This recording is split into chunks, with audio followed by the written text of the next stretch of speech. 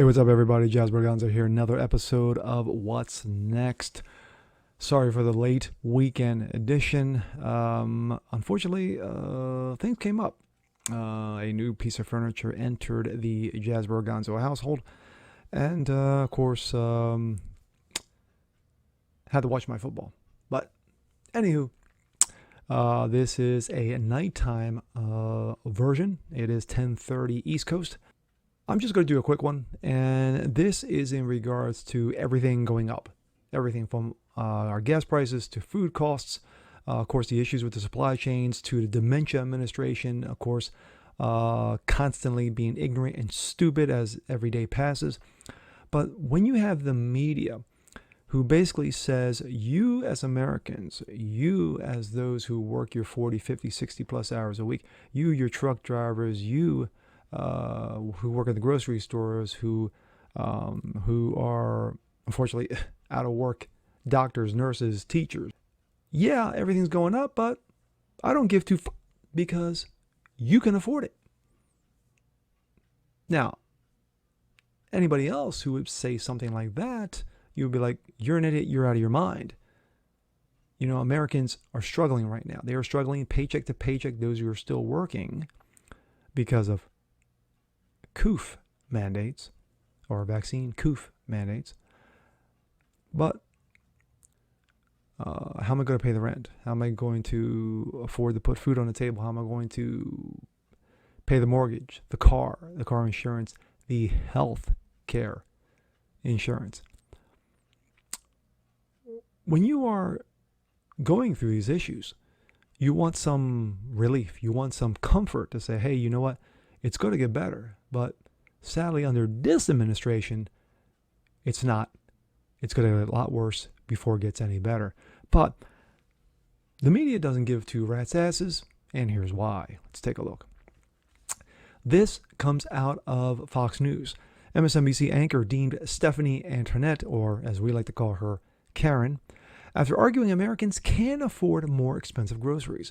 The Consumer Price Index rose 6.2% year over year in October, according to the Labor Department. MSNBC's Stephanie Ruele argued Americans have to put the high inflation rate and rise the cost of food and other everyday items in perspective on Sunday. The Consumer Price Index rose 6.2% over year in October, according to the Department of Labor, the largest annual gain since November of 1990. Yes, 1990. MC Hammer was still a thing, and so was Vanilla Ice. And prices rose 0.9% month over month.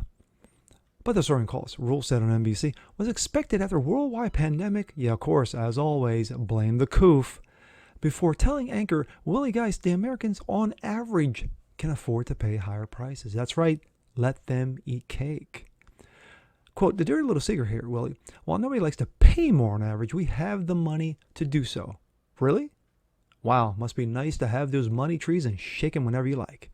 Household savings hit a record high over the pandemic. We didn't really have anywhere to go out and spend. So, of course, all your money is there. It's in the bank. It's stuffed in your mattress. Ruele added that the U.S. is expecting, quote, record retail sales this year. Home values are up. Yeah, I'm still waiting on the news on that. And the stock market is experiencing record highs. So, live with it.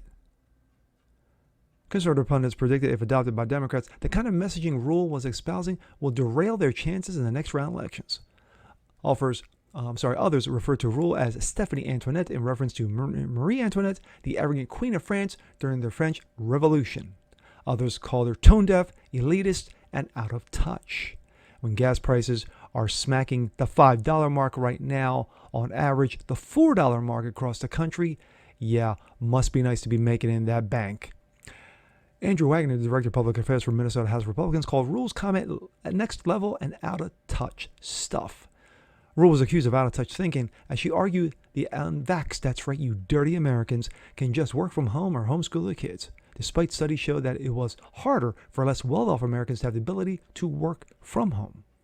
If you do not want to get vaxxed, you can work from home, she said in September. You can stay home, homeschool your kids, shop online, watch Netflix, eat your bonbons. Ugh, clown. My thoughts.